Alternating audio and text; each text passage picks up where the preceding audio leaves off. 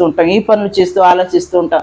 ఆ పనులతో, విస్తారమైన పనులతో అనేక రీతిలకు కంగారు పడిపోతూ, ఈ దినం ఏంటి, పరిస్థితి ఏంటి, ఏసయ్య నా గృహంలో, ఏసయ్యకి నేనేం చేయాలి అని చెప్పి ఏసయ్య చెప్పింది మానేసి మన సొంత ప్రయత్నాలతో, ఆ శిష్యుల వలె సొంత ప్రయత్నాలతో కొన్ని ప్రయత్నాలు చేస్తూ ఉంటాం. మరియమ్మ ఏసయ్య దగ్గర ఉత్తమమైనది ఎన్నుకుంది, ఉత్తమమైనది ఎన్నుకొని ఆయన పాదాల దగ్గర బోధ వింటుంది. ఆయన మాటలు వింటే విశ్వాసం కలుగుతుంది.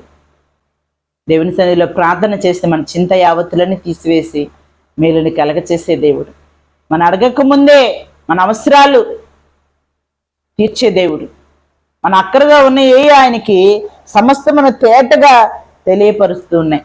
కాబట్టి మీరు అనేకమైన పనులు కలిగి ఏసైకి దూరం అవుతున్నారా? నీ కాని పనులు కూడా నువ్వు చేసుకుంటూ పోతూ ముందుకు వెళ్ళిపోతూ అనేక రీతిలుగా దేవునికి దూరం అయిపోతూ ఉన్నావా?